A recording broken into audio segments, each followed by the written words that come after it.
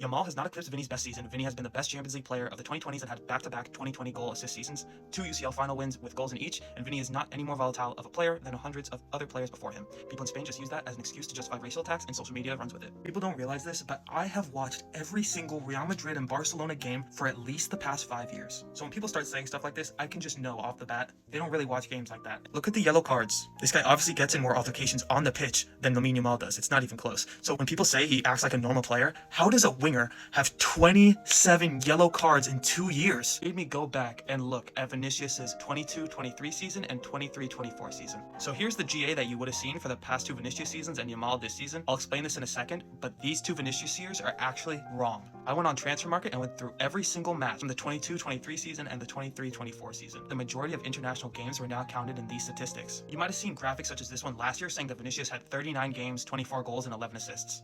Here's more falsified data. Even SofaScore got it wrong in their graphic.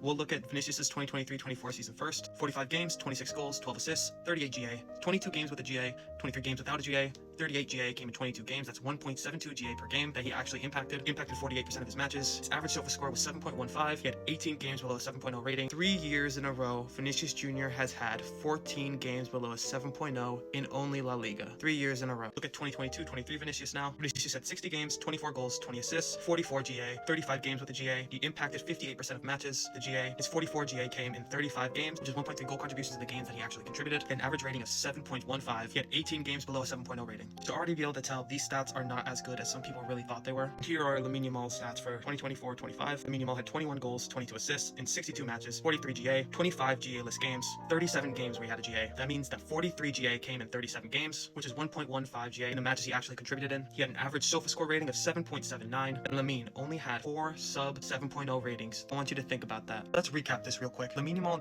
2024-25 had better take-ons, tackle rate, passing, goal creation, shot creation, defensive actions, better on-off team statistics, and possession than Vini in 2023-24 and Vini in 2022-23. Just in case you wanted to look at all 3 of them side by side, I'll leave this up for a sec. I just want to really hammer home the fact that people wanted this Vinicius to win a Ballon d'Or, the one that was completely inconsistent. The Ballon d'Or is for an entire year. He did not deserve a Ballon d'Or last year, and there's no way you can say that he deserved it more than Lamine Yamal does this year. Lamine Yamal is infinitely more important for Barcelona than Vinicius is for Real Madrid. Lamine Yamal is better now. He's better than Vinicius has ever been. Let's revisit this comment. Yes, he has eclipsed his best seasons. Vinicius may have been the best Champions League player, but that is the only thing he could even potentially be the best in. And the 2 UCL final wins only mean so much. They can't win you a Ballon d'Or. That doesn't win you a Ballon d'Or. As for being volatile, anyone with eyes can see that he is. Yes, people do use the fact that he's volatile to justify racial attacks. That's not a good thing. It's going to happen, but he does not help himself at all. He goes out of his way to make people mad. It's what he does. Watch the full breakdown on YouTube at Cloud Knowledge.